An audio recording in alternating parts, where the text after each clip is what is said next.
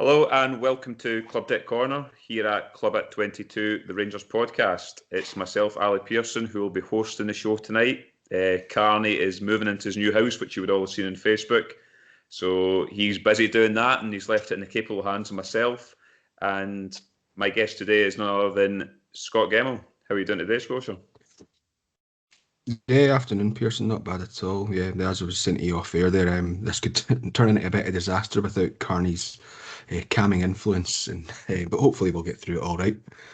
We've done quite a lot of shows. I know Carney's been with us, but yeah, hopefully we can do him proud and do a good show. I know there's a lot of talking points to get through, but yeah, we'll get on with it first. But first of all, we'd like to say condolences to the royal family and Her Majesty the Queen. Obviously, Prince Philip sadly passed away at the age of 99. He was 2 months away from his 100th birthday, which is some innings in him. Scotia, what's your thoughts on that one? Obviously, you'll pass your condolences on. Yeah, send my condolences to the royal family. Yeah, it's a sad day. I know he's obviously been ill recently, but it's never nice to hear when that happens. Such a big, important figure in British history over the last 7-8 decades, in public life. When he was, yeah, sad day. That's on my condolences to the royal family and Her Majesty. Yeah, I see. Obviously, Rangers put a tweet out not that long ago.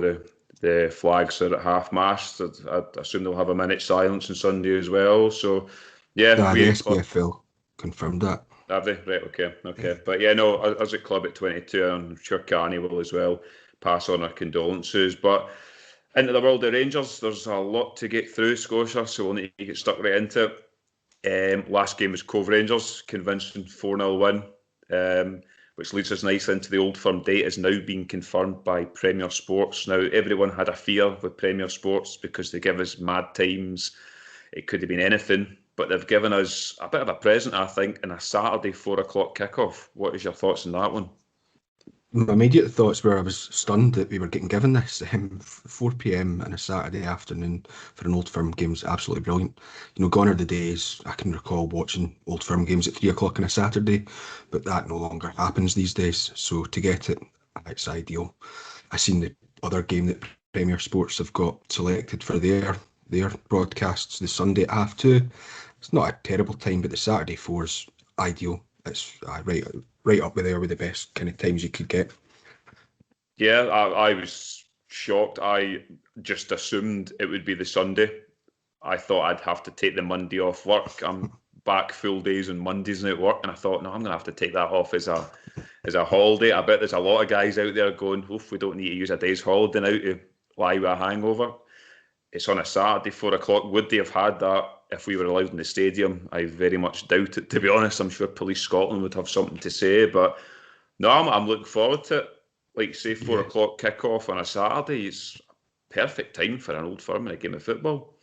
I was the same with the fear that I was going to have to take Monday off. Because this game means something. I think the last game, although it's an Old Firm, so it does have a bit of meaning, but it was a dead rubber kind of game to it. So yeah, I mean, we'll touch on the Old Firm next week, obviously Club Deck Corner and coming up to it, so we'll touch on it then. But yeah, just diving into the kind of Rangers news straight away. Tav has signed a 2-year extension to 2024. I think Tav's 29 at the moment. What's your thoughts on that? Yeah, I was absolutely delighted when this happened. It was one of the ones we talked about maybe back in January time that, we'd like to see Tav get a contract extension offered. He just thoroughly deserves it. He's been here since, 2015-16 season. That 2024 takes him up to nearly a decade. Rangers, if he stays that whole period, it secures him down. It's kind of twofold. It obviously secures him down, provides him with a bit of an award for his performances this season and his influence this season. I mean, I think I'll look at that squad and I would say him, Alfredo and Jack are three that probably deserve it the most, probably along with Davis and McGregor a wee bit in terms of righting the wrongs of the past. They obviously left after we'd lost the league and then get demoted down. So delighted for that. And then secondly, what it also does is it means that no one's going to be coming in and stealing them away on the cheap. If someone was to come in and he was to go, decided that he wanted to go, that extra couple of years in his contract boosts up his transfer fee, but hopefully it won't come to that. Yeah, I think he's happy in Glasgow. He's captain of the biggest club in the world to us, Glasgow Rangers. Like you say, 6 years in, and fair play. I think he deserves to lift this trophy more than anyone else this year. I mean, you remember Tav, yeah, Chris Sutton's and everyone else were calling him a serial loser and he wasn't good enough and all this. He could have easily, after a couple of years, went, "Nah, I'm leaving." But he stuck around. I mean, the beginning of this season, the first half of the season, he was unbelievable. I mean, streaks ahead of other players in terms of Player of the Year. Obviously, he's been injured. You've got a Player of the Year will be a completely that's another talking point in terms of if you get Davis McGregor, there's a few other contenders in there. But yeah, I'm delighted. I love Tav, what he offers Rangers. You see when he's not there, we miss him. We do miss him. And obviously we've got young Nathan Patterson there, who's obviously you can see he's learning off of Tav. So yeah, I'm delighted to have him tied down. And could potentially not finish his career at Rangers, but if he's there to 2024, yeah, that's a long time. And I know he's got two young kids, and I just think he's settled at Rangers. He's got Champions League football next year. I just think he gets Rangers. And from his interview, he said, this is just the beginning, basically. Winning 55, I know we've won 55 and it's a big relief off everyone's shoulders, but we can't rest on winning a league now, and we need to motor on from it, and he gets that. So, no, I was delighted. And obviously, in the back of that today, Balogun has kicked in his contract extension to 2022 as well. What's your thoughts on Balogun signing for another year? Yeah, that's good. I had it in the back of my mind that it had already happened, and I was going to say it at the weekend there, but I was like, I'm maybe misremembering that. So yeah, it came out today, and I was like, yeah, I definitely misremembered it. But no, it's good to get him tied down. He's played a very important part in the team. You know, this season at centre half, particularly when Hellander's been out injured. Sorry, he was out for a wee period in December. He's come in, slotted in, excellent with Goldson, and it's a kind of you rotate Helander and Balogun, and there's not a marked drop off in kind of the quality of the back two centre halves. So yeah, delighted he's signed up, but obviously it gives us quite a lot of options moving into next season as well. In terms of centre halves. Yeah, me and Carney touched on Katic is obviously back training. It leaves us with top heavy in centre halves, to be honest. Obviously, you get George Edmondson, which we'll probably look to move on in the summer. I thought Katic would go out on loan for 6 months, possibly. I can't see him getting into those centre back positions because Balogun and Hollander, to me, have nailed down that spot beside Goldson. So, and obviously you've got Simpson there as well. So, yeah, I like Balogun. I think me and you said he was the kind of signing of the season. I think we probably meant it in kind of value for money in terms we got him on a free. He's been brilliant. You look at the other side of the city when they paid $2 million for Shane Duffy and 40 grand a week. They would snap your hand off for a Balogun in their team. I know he does have the odd bomb scare moment in him, but no, he's been a great signing, Balogun, for us this year, and he's a Nigeria internationalist as well. So no, I was delighted with that. So that's more people signed up for next year, and it's keeping that team together as good as we can. So no, I was delighted. But next piece of news is obviously not as good as what we've just been talking about there. It's back to the Kudela Kamara UEFA investigation. Obviously, Kudela wasn't in the team last night to face Arsenal last night. I did watch that game, and they got a last-minute equaliser, Slavia Prague, which was disappointing. But you don't know what Arsenal team's going to turn up half the time. So, but yeah, in terms of this, obviously, Kamara's potentially looking at a 5-game ban for this so-called alleged assault on Kudela, and Kudela's looking at a 10-match ban. What's your thoughts on this? I mean, it's a soap opera on its own, to be honest, but have you got any thoughts on this? Yeah, I kind of knew it was going to be coming, certainly the Kudela thing, because it's what they've basically come to the conclusion is they're now opening up proceedings against him for potential violations of it. So obviously Cadell has been charged under kind of two of the articles of the disciplinary regs, and Kamara's been charged with that one for serious assault, I think it is, based on the accusations, which in my mind are false accusations from the Slavia team. So you kind of knew it was going to come. It's just opening the proceedings up. Obviously, Cadella didn't play last night because he was hit with a almost one game automatic ban because he has been charged or looking into getting charged with racial abuse. So that gets automatically, you get one game gone. Yeah, you kind of knew UEFA were going to bring this up. I'm disappointed that Kamara's even in the discussion. It should just purely be down on Cadella, I think, my part. I don't even think that's the clouded blue tinted specs on. Yeah, I knew it was going to happen, really. It's disappointing that Kamara's involved in disciplinary proceedings. So we'll just Yeah, have to really wait and see the outcome. it's disappointing, but I think when this all happened, we all knew UEFA probably wouldn't do what they should do. I mean, this guy should have been hammered to put an example out there to other players that want to do this. I mean, why you would want to do that is beyond me, but we all knew UEFA would do this. I mean, Kamara did a sit-down interview with ITV last night. I don't know if you've seen it, but he said, looking back on it, if he could be in that position again, he would have walked off the park. He did say Gerrard was trying to get him to ask him, "Do you want to go off the park?" But at that point, his head had kind of gone, to be honest. So he said if he could turn back time, he would walk off the park.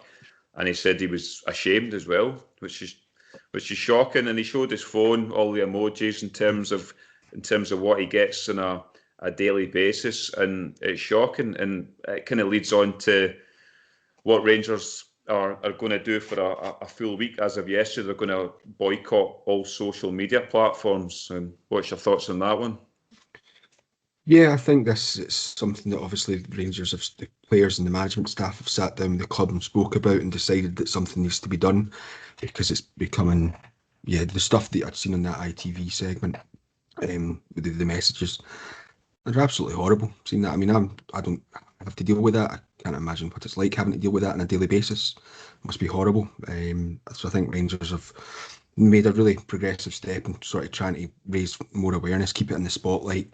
I know Kamara's lawyer, Amar Anwar, I've seen a tweet from him earlier this week, maybe even today, that he's been getting the same type of messages himself.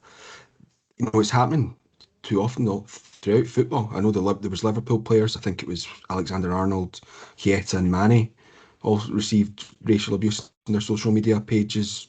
There was the Valencia player at the weekend there that was racially abused on the park as well.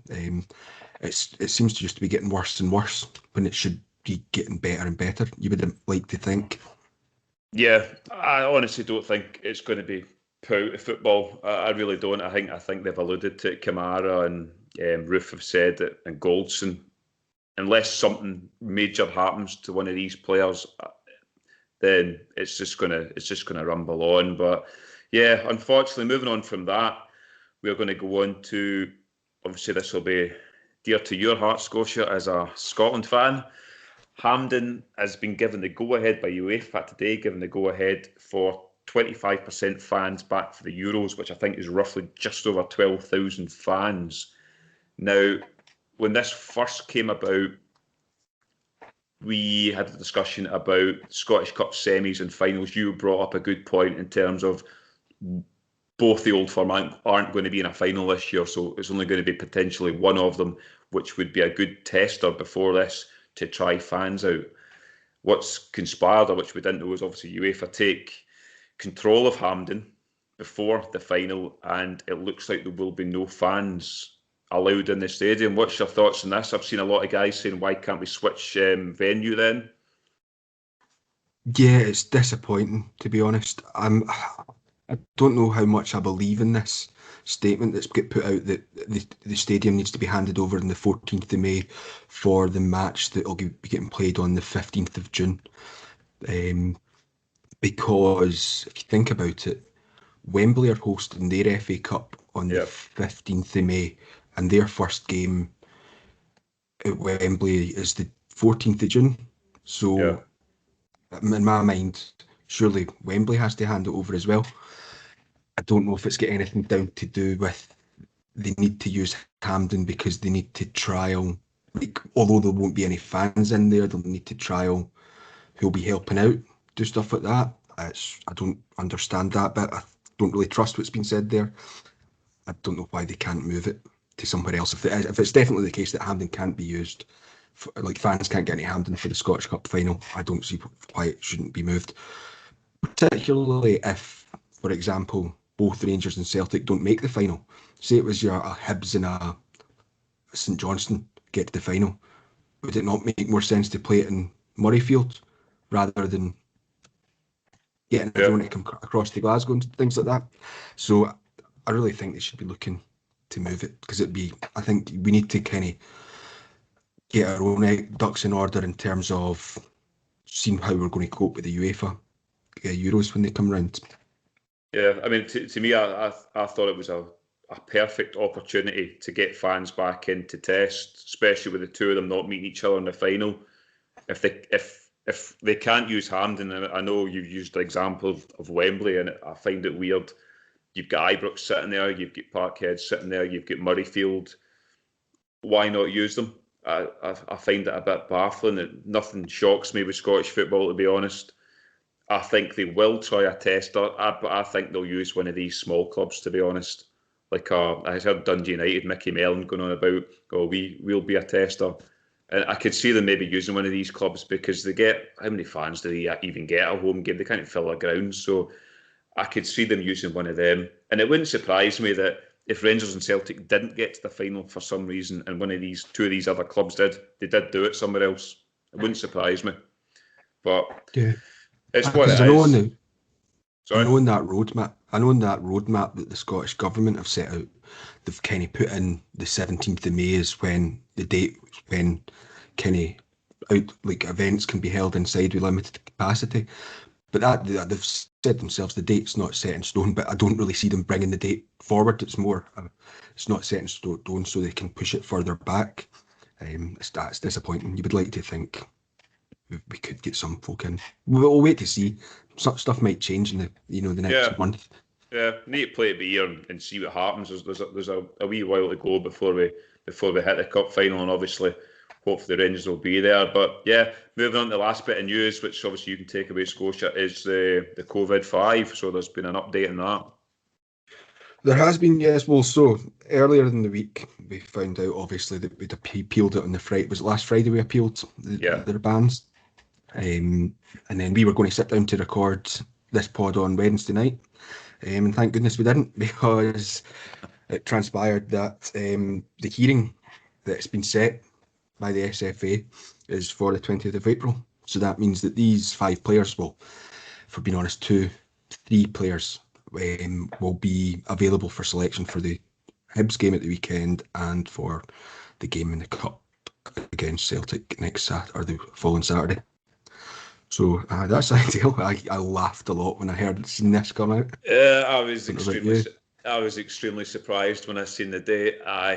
Because I had the fear we'd potentially be playing Balogun at right back. I know you'll come under the pressure, but I had the fear of Balogun at right back and they would target it again. But to know that Patterson can definitely play in that game it's brightened my mood, and I was very happy. I know the other side of the city were having a wee moan, but that moves us quite nicely into the press conference today. So Stephen Gerrard and Big Phil Hollander. So what did Stevie G say?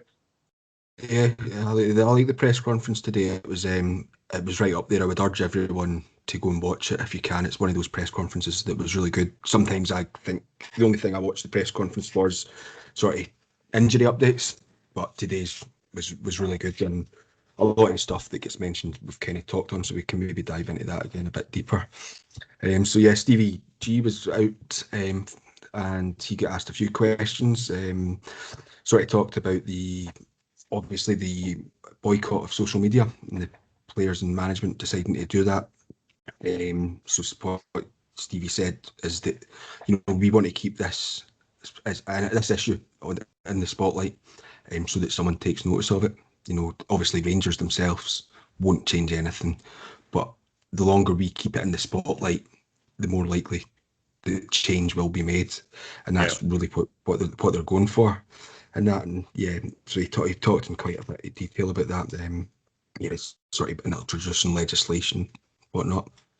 On the team updates, it was really just Ryan Jack and Tav issues. Obviously, Jack went for down to London, I think it was, to see a Yeah. specialist.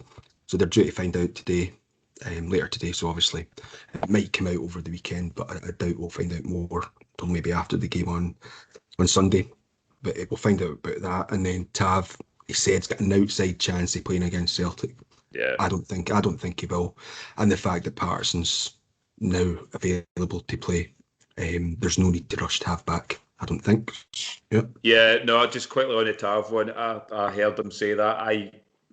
From what he's saying, there's maybe an outside chance he could possibly be in the bench, Tav. I don't, I mean, the Scottish Cup is a priority for us right now, but I wouldn't want to rush him back and him get injured. And we've got Patterson, which is an able deputy there. So, yeah, we'll just need to wait and see what happens from there. So, what else was there? Yeah, so I mean, he was asked about us having Patterson available, a boost, and he was like, "Yep, it's a boost. You always want your players, all your players fit and available." And he admitted that he was a bit surprised by the SFA coming out and setting the date for the 20th, and then that leads quite nicely into what he was asked about next, because he was asked about John Kennedy's comments the other day in his press conference about it. And what he was saying is he was obviously surprised by it, but it's not up to Rangers to decide when these hearing dates are set. It's down to the SFA, and what goes on in the minds of the SFA is a bit of a who knows what goes on. So he kind of agrees with what John Kennedy was saying in his press conference in terms of the inconsistencies that the SFA seem to be making. I think we've mentioned ourselves numerous times on these pods that they don't know. They just point in one direction and go, "Yep, today we'll do that." So he does understand John Kennedy's frustrations. Then he had a wee bit of a wry smile where he says he would be frustrated if any good players were available to face his team. I quite like that, yeah. That was good. I like that. And then keeping the kind of COVID players in line, David Edgar from Heart and Hand was on, and he brought up Celtic's Dubai trip. And does that increase Stevie G's own frustration? I think Stevie came out and said, he's not frustrated with Kennedy's comments itself. He agrees with them in the inconsistencies, but he goes in quite some length about the Dubai trip. Nothing happened from it. Yeah. I think he said the only thing that happened was no one can go in training camps anymore. It kind of happened and nothing got done. He says, you can clearly see pictures of them. There's no social distancing rules weren't being adhered to and whatnot. So he's saying wasn't really happy with that. He reiterated that he's in agreement with Kennedy in the respect that there's inconsistencies, but he talked about the COVID-5 and he feels he's the only one that knows what's really went on, and he feels that everything's not been taken into account clearly. I know we spoke off air. I heard in the Heart and Hand flagship show on Monday. My kind of suspicions kind of get confirmed with what they were saying in the Heart and Hand show that they've not went out to a party. It's been a breach of the rules, and Stevie G was saying yes, so they deserve punishment. But it's probably not as severe as what they're getting given in terms of bans. So he thinks that needs to be looked at and taken into account of. Hence why we're appealing. Yeah, I think he was alluding to basically that the SFA make bans up as they go along. To be honest, there's no set structure. To be honest, so and I can see Kennedy's point, and obviously Stephen Gerrard can see it. I did quite like when he had a wee go at the Dubai one. I mean, David Edgar was quite brave going in with that one. It could have went two ways for him, but it went the right way for him. But it was quite good for Gerrard. Had a wee bit of a smirk on him as well, and he knows it's riling them up, so it's good. So yeah, was there anything else? Just get asked about the Hibs game coming up. Are they the toughest team we've faced? He said all the games we've faced are tough. Yeah, and you kind of response you'd expect Gerrard to come out with. He's very media savvy, obviously. They are a good team. They're in a EuroLeague position in the league. Get really good players, etc. We said, and then a couple of other questions. Really, the main one went back to the social media stuff, the boycott, obviously, and could teams in Scotland together, do something more. And yeah, he said, yeah, they could, but it's up to clubs themselves what to do. We're not demanding it. The other clubs follow suit or anything like that. But he knows the efforts that are being put in across all clubs throughout Scotland, to Yeah, deal with things like this. yeah, Um, the only other one he touched on was the Hampden in the cup final issue. He was just wanting fans back in all grounds as soon as possible, really. But he did say it was great news for Scotland, obviously, because some lucky fans will get the chance to attend the game this summer. yeah. No, it was quite a good press conference. I mean, he didn't really talk much about the game. It was all these other issues they were having a go at him. So, yeah, no, it was quite good, Gerard, today. He's had a haircut as well. He was looking good today, Gerard. And then Everyone obviously, has. I've had one too, which you can see. Obviously, you've had yours cut too. So, hi, feeling a bit better. But yeah, and then it was on to Big Phil Hollander as well. His was a wee bit quieter, but anything come from that? Yeah, there's a couple of points that he asked, kind of questions you would expect. They asked about the unbeaten season, and how's that affecting the team. And he did say, it's something that we have discussed, but we're taking it one game at a time. It's been that mantra all season, one game Do you at a know? time. Do you know what he should have said? He should have said, "Well, if he Oh, just plays me at the end of the season, he'll be unbeaten." true.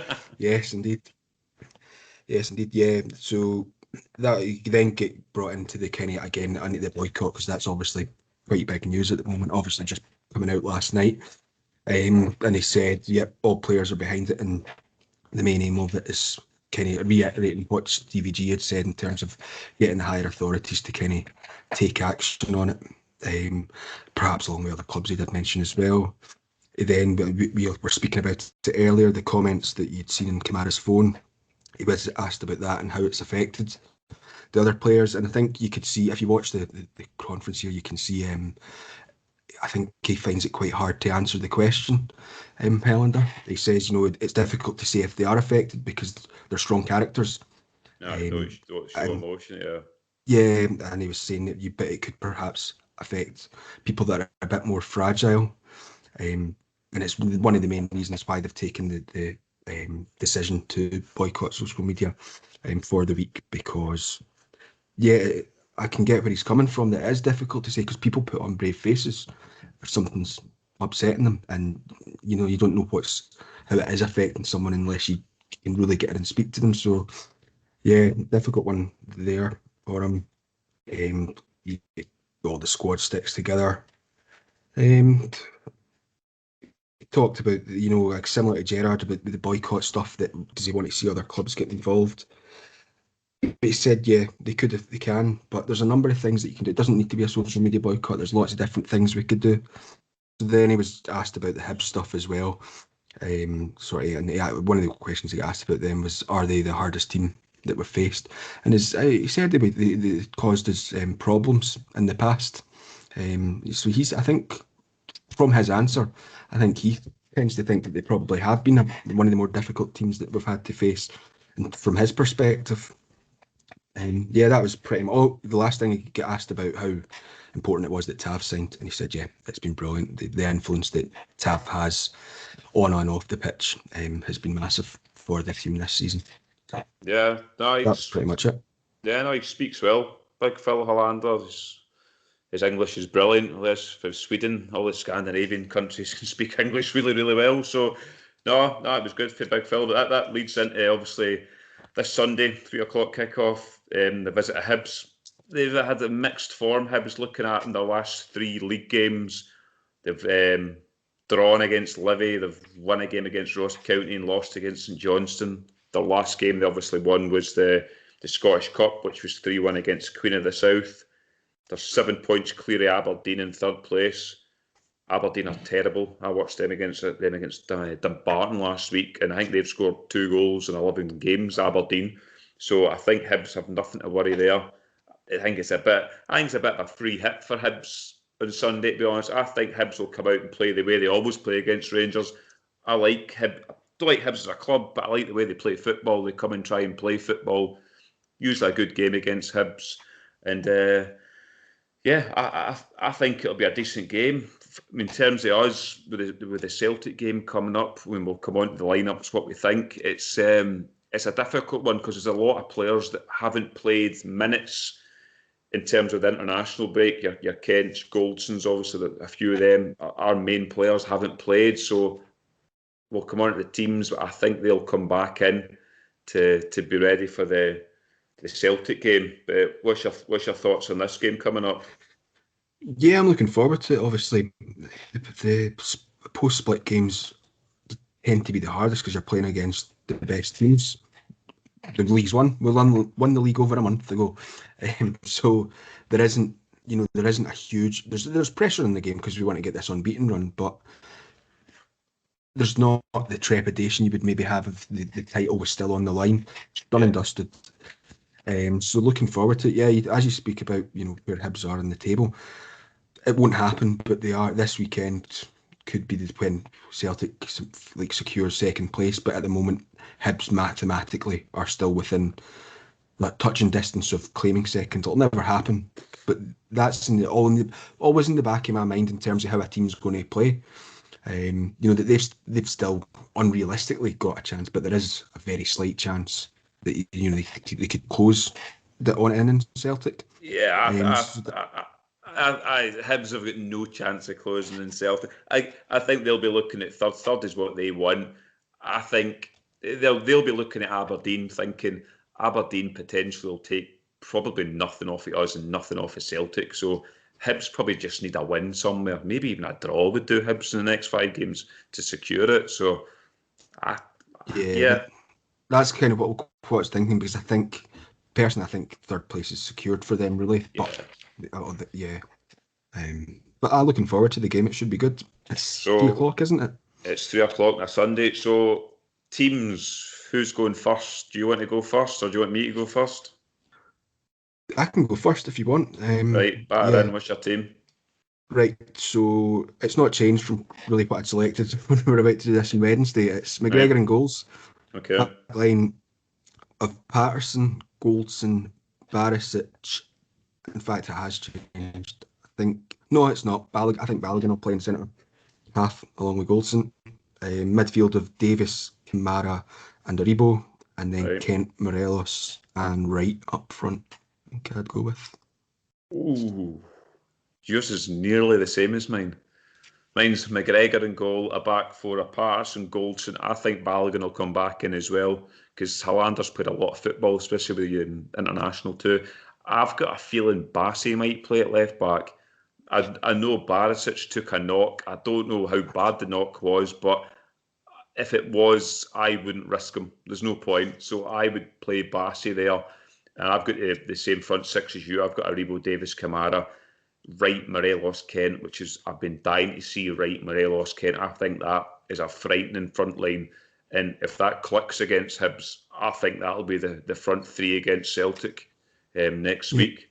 So, yeah, that's not bad that we actually picked the same team there. So I'd completely forgotten about Barisic. And then obviously with Helander doing the press conference this morning, I was like, does that suggest he'll play? But then I've remembered there's been quite a few occasions that's happened before where they've got players out and it's maybe just their turn to do it, regardless if they're playing or not.